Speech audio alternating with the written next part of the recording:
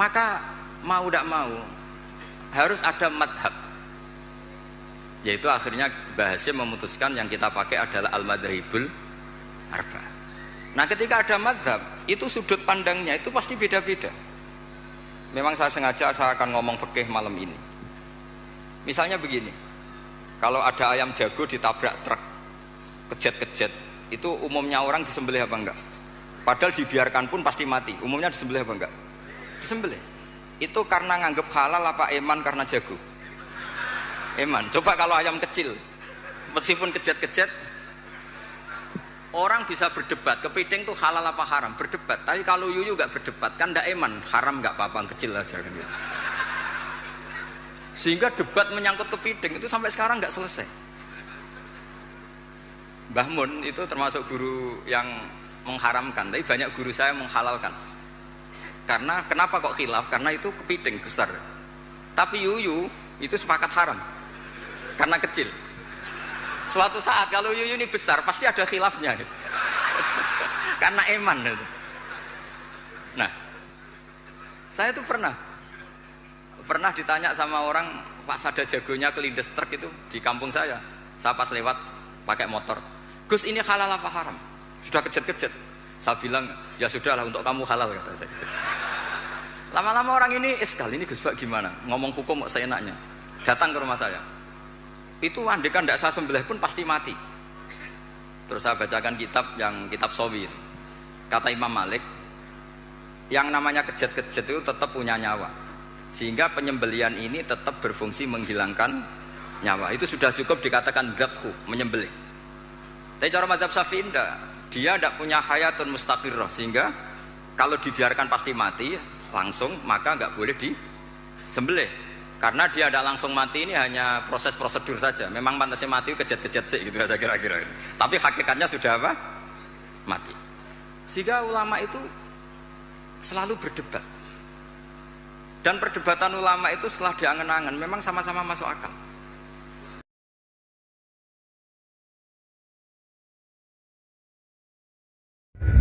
Tapi itu bahasa yang salah ya, Wali Songo yang mirip Nabi Ibrahim nanti. Makanya yang benar itu mazhab ahli sunnah wal jamaah. Islam Nusantara itu nama lain yang ingin ikut ahli sunnah wal. Jangan ahli sunnah wal jamaah sekarang ikut Islam Nusantara, itu kacau nanti secara. Sering saya ditanya, Gus, Islam Nusantara itu kan firqah sudah 73 ditambah Islam Nusantara 74 gitu. Ya kacau kalau seperti itu ya enggak. Islam Nusantara itu ya maknanya ya karena kita punya kultur, punya budaya, dan budaya itu budaya Indonesia.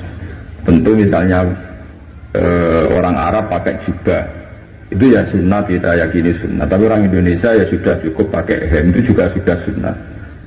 Jangan kayak orang Madura, karena kalau yang jubahan kiai ke Arab Saudi, supir taksi dicium, tukang angkot dicium, karena semuanya pakai apa? Jubah. Itu guyonannya orang Madura kan. Setelah di sana jubah lu itu pakaian nasionalnya orang Arab. Oh iya. Dan buku ini mencoba untuk mencari jawaban-jawaban, karena satu pertanyaan adalah tentang pembaharuan. Ini saya mulai dengan, karena buku ini cerita tentang pembaharuan. Islam Nusantara itu yang saya pahami Pak Profesor, ya ada yang namanya an-nusus dengan tanzilun nusus alal waqi' kalau dalam usul fikihnya itu. Jadi ada an-nusus Al-Quran hadis, lalu nusus untuk membahas masalah-masalah Nusantara, bukan masalah-masalah yang ada di Arab. Nasnya sama tetapi persoalan yang dihadapi berbeda. Karena hadis innallaha yab'atsu ala ra'si kulli mi'ati sanah man yujaddidu amra diniyah, setiap abad ada seseorang pembaharu. Itu banyak yang memahami maknanya apa tasdid itu. Nah, kecenderungan dari misalnya Hizbut Tahrir dan lain sebagainya dan kawan-kawan, ada ISIS, yang namanya tasdid itu adalah mengembalikan sesuatu seperti semula, namanya tasdid. Memperbarui itu artinya kalau rumah itu sudah kotor, dibersihin, dikembalikan seperti semula, itu namanya tasdid. Maka sebetulnya mereka yang sering menyebut-nyebut tasdid itu sebetulnya bukan tasdid dalam perspektif Nusantara, tetapi itu adalah tasdid dalam perspektif mengembalikan seperti semula. Kehidupan abad 15 Hijriah dikembalikan seperti kehidupan 1 Hijriah. Betapa rumitnya, betapa menjadi terasingnya manusia Islam jika dikembalikan seperti itu. Karena itulah tasdid dalam perspektif Nusantara. Itu adalah bagaimana wahyu itu tidak bertentangan dengan Nusantara. Mencari jalur-jalur tertentu, jalan-jalan tertentu, biar Islam itu bisa nikmat, ramah, dilakukan oleh orang Indonesia. Itu tasdid yang saya pahami selama saya mengikuti berbagai basul masail di dalam Nusantara ini. Maka ada berbagai pertanyaan, itu bukan kemudian mengembalikan seperti masa lalu, tetapi bagaimana agar bisa menjawab masa sekarang tanpa menimbulkan problem-problem. Ini Islam Nusantara. Dan ini khas dalam Nahdlatul Ulama. Islam Nusantara adalah sesuatu gerakan yang gerakan dalam tubuh satu organisasi besar yang organisasinya para santri atau kaum santri yang digagas oleh Dr. Said Akil. Mengaku sendiri, saya sering melihat di YouTube dan seterusnya, dia mengaku dia yang menggagas. Walaupun mungkin sebelumnya ada, tapi dia yang mengaku, membackup ya. Dan hasil Said Akil entah sebelumnya ada atau setelahnya, Said Akil dan kawan-kawan. Katanya mereka untuk mengimbangi Islam radikal. Islam radikal yang katanya mereka Islam radikal itu adalah Islam yang dari Timur Tengah atau Arab yang sekarang kacau balau, yang kacau balau. Sebetulnya kacau balaunya Arab itu adalah bukan karena Islam, tapi adalah karena di situ ada Khawarij, ada tadi yang anti maulid dan seterusnya yang membesar-besarkan perbedaan khilafiyah antara umat Islam dan seterusnya. Dan masalah politik sebetulnya itu, ya. Di Arab itu ada perang-perang, itu masalah politik sebetulnya. Cuman kadang-kadang pakai corong khilafiyah tadi itu. Sebetulnya masalah ambisi politik.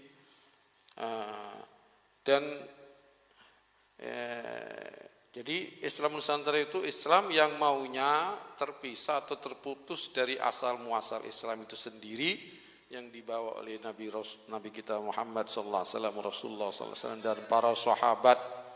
Atau gampangannya ibarah, tembung atau bahasa yang bisa digampang dipaham, dicerna awam. Islam Nusantara itu lebih condong kepada yang bikin sensasi, yang baru-baru, Mu'tazilah dan seterusnya, yang modern-modern itu. Dan itu lebih karena rasional, katanya itu lebih baik dicondongi daripada madzhab Asy'ari, madzhab Maturidi. Dan mereka lebih condong kepada Syiah daripada Ahli Sunnah wal Jamaah. Seperti disertasi itu Abdul Aziz itu menghalalkan pergaulan atau seks luar nikah itu kan maksudnya bisa kawin kontrak itu. Yang dimaksudkan itu kawin kontrak itu halal. Tapi dia kan enggak, disertasi enggak ada kawin kontrak, tapi di tulisan-tulisan lain itu kawin kontrak. Loh, kawin kontrak itu kan Syiah. Mut'ah, kawin mut'ah. Jadi itulah yang itulah termasuk Islam Nusantara. Na'udzubillah min, enak lebih condong ke Syiah daripada Ahlussunnah wal Jamaah. Enggak mau sabar dia, memang dia enggak ngaji, enggak pernah mondok ya, enggak punya kesabaran.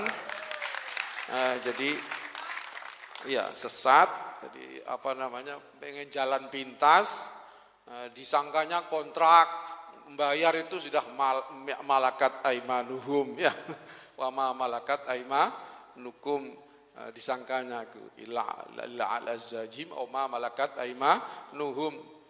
Malakat aiman itu kan punya raqabah, bukan punya manfaat sebentar itu, hanya paling 2 juta atau berapa ya.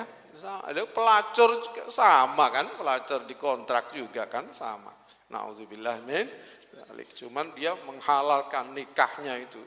Nah, ini katanya menjadi solusi. Kita istri kamu anak kamu digitukan mau dikontrak.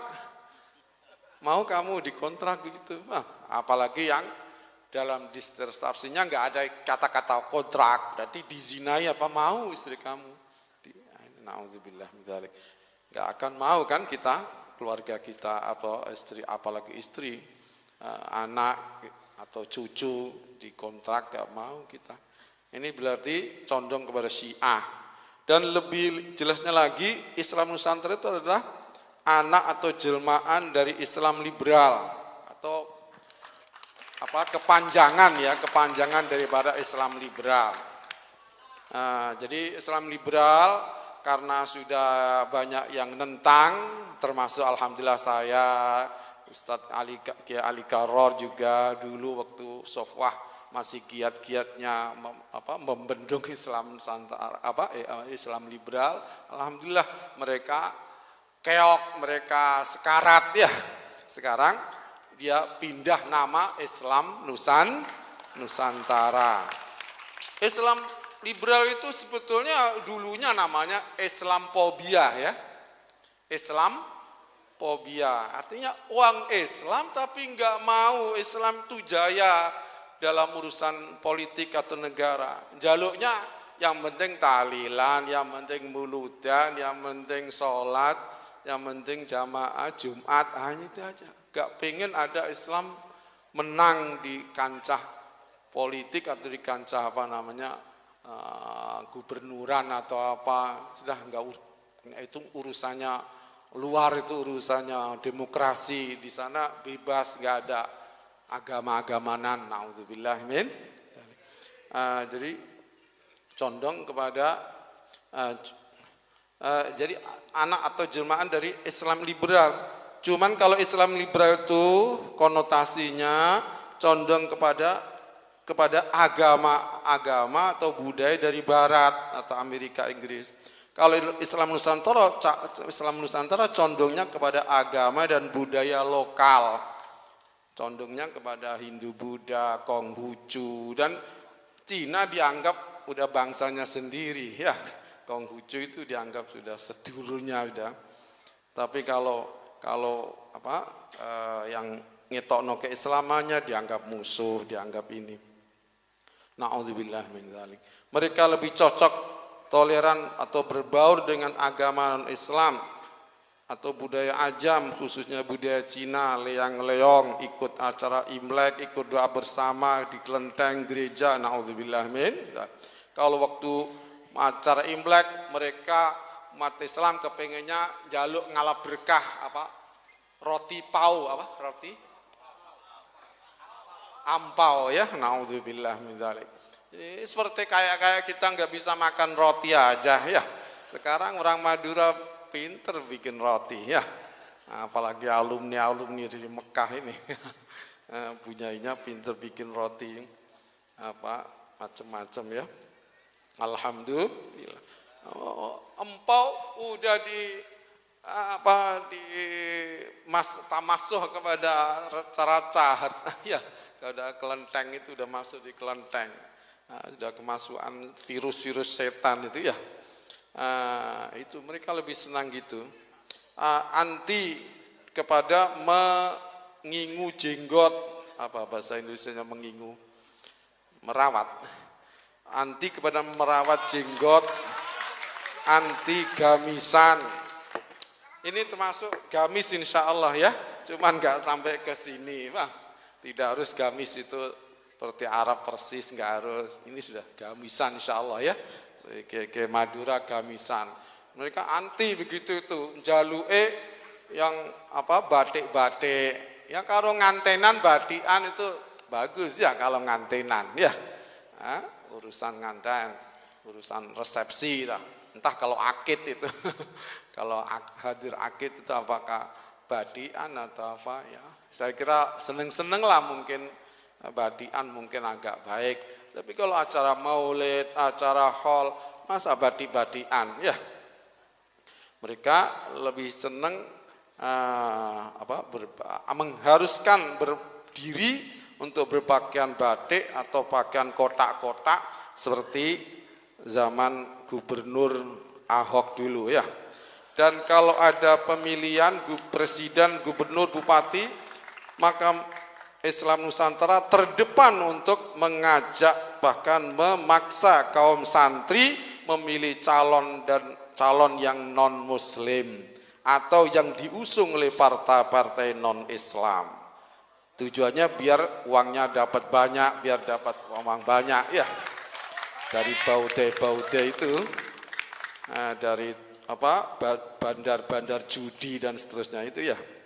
Alhamdulillah Sampang paling hebat ya, nggak ada judi ya, nggak ada kafe, nggak ada disco, Allahumma amin. Apalagi kelenteng nggak ada insya Allah ya, berkahnya Ki Abdul Muhaimin ini. Asadullah wa asadu rasuli, insya Allah. Semoga panjang umur ya.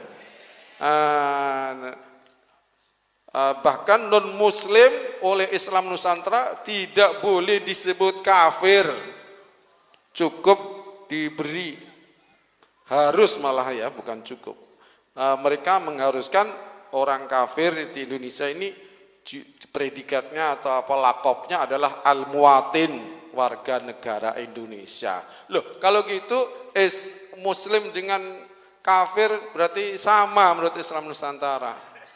Bahkan kalau kita mungkin dipilah-pilah, kalau kalau seneng gamisan mungkin bukan warga negara Indonesia, dianggap warga negara Arab, naudzubillah min dzalik. Jahatnya ya. Padahal pendeta Kristen kalau berpakaian ala Romawi, ala Vatikan, kan nggak ada yang mencela, nggak ada yang menyalahkan. Itu dianggap kuat agamanya. Tapi kalau kita bergamisan, berimamahan dan seterusnya, dianggap tidak negara Indonesia atau tidak berkebangsaan. Naudzubillah. Ini saya kira cukup.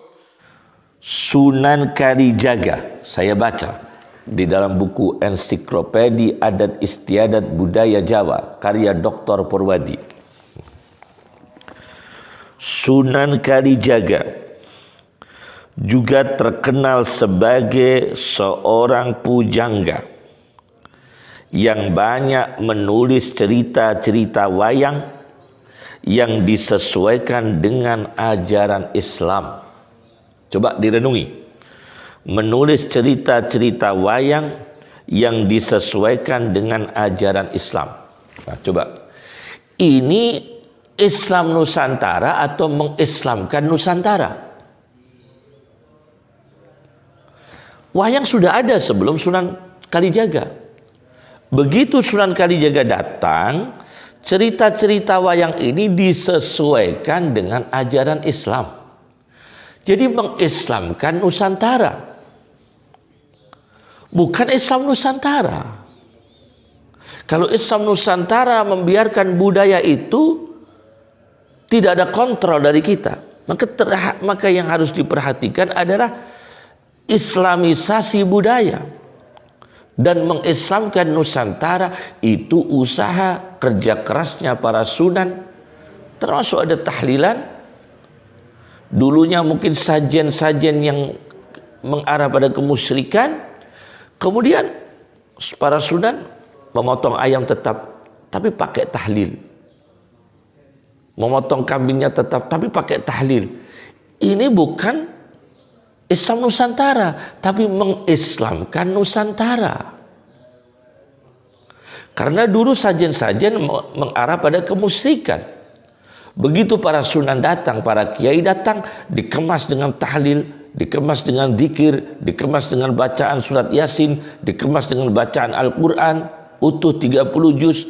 Ini bukan Islam Nusantara, tapi mengislamkan Nusantara. Lihat bukunya. Ini. Jelaskan apa yang ada dalam budaya negara kita ini. Kita lihat, kalau budaya itu kita lakukan dan berbenturan dengan syariat, tidak boleh kita lakukan. Bahkan akhirnya karena memahami Islam Nusantara ini terlalu jauh, toleransi ini mengarah pada kesalahan cara mempraktekkan teologisnya. Mengamalkan toleransi dengan salah. Toleransi itu kita melakukan kebaikan insaniah, peri kemanusiaan. Kalau ada non muslim sakit kita tengok, ada orang muslim miskin kita bantu, non muslim apalagi muslim. Kita tidak boleh menganiaya muslim non muslim. Kita tidak boleh merusak acara mereka muslim non muslim. Kita tidak boleh mengganggu, destruktif, menteror, radikal terhadap mereka muslim non muslim. Itu iya. Akan tetapi Islam Nusantara ini tidak harus kita melakukan doa bersama. Tidak harus kita melakukan doa bersama. Apakah Mbah Hasyim Asy'ari pernah melakukan itu? Apakah Sunan Songo pernah melakukan itu? Apakah Syekh Abdul Qadir Al-Jilani pernah melakukan itu? Saya bacakan di dalam kitab Ad-Durrul Mansur fi Tafsiril Ma'sur jilid 7.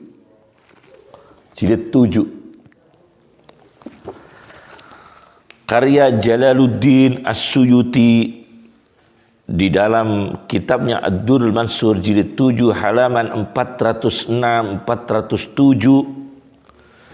pernah terjadi krisis nasional, bencana besar di Makkah Al-Mukarramah, yakni paceklik dan kelaparan yang berkepanjangan sampai orang-orang kafir Quraisy hatta akalul maitah, memakan bangkai, wal julud, memakan kulit-kulit binatang, wal idham, memakan tulang-tulang binatang.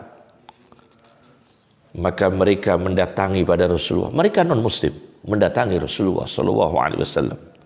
Faqalu ya Muhammad, karena mereka belum Islam, belum memanggil Rasulullah. Faqalu ya Muhammad, maka mereka berkata, wahai Muhammad, innaka taz'umu annaka qad bu'ista rahmah. Wahai Muhammad, sesungguhnya engkau mengaku bahwa sesungguhnya engkau itu diutus sebagai rahmat. Wa inna qaumaka qad halaku, dan kaummu warga Makkah, orang kafir Makkah, orang kafir Quraisy khususnya, qad halaku, telah binasa mereka, telah rusak mereka, telah mati mereka karena kelaparan, paceklik yang berkepanjangan. Fad'uwaha lahum, maka kami mohon engkau yang berdoa. Coba ini. Jadi orang non muslim minta doa kepada Rasulullah, bukan Rasulullah berdoa bersama-sama dengan non muslim. Fad'uwaha lana, fad'uwaha lana, maka engkau pimpinlah doa, maka engkau yang berdoa lana untuk kami semua. Kami semua ini yang berkata orang non muslim. Rasulullah berdoa supaya Allah membukakan kesedihan itu, dihilangkan paceklik itu, diangkat musibah itu. Fada'a Rasulullah sallallahu alaihi wasallam, maka Rasulullah berdoa tanpa mereka berdoa. Mereka tidak menyebut berhalanya, menyerahkan doa ini kepada Rasulullah sallallahu alaihi wasallam. Fasuqul ghais, maka mereka disirami oleh Allah Subhanahu wa taala limpahan air hujan. Fasuqul ghais. Ini terjadi. Jadi bukan doa bersama. Kalau mereka berdoa di gereja mereka, jangan kita ganggu. Jangan kita teror. Jangan kita aniaya. Mereka berdoa di tempat-tempat ibadah mereka sendiri non-muslim, tidak boleh kita mengganggu mereka. Tapi kita tidak perlu bersama-sama dengan mereka. Tidak dibenarkan kita bersama-sama mereka berdoa dengan kesepakatan bersama. Karena dalam sejarahnya non-muslim minta doa kepada Rasulullah sallallahu alaihi wasallam.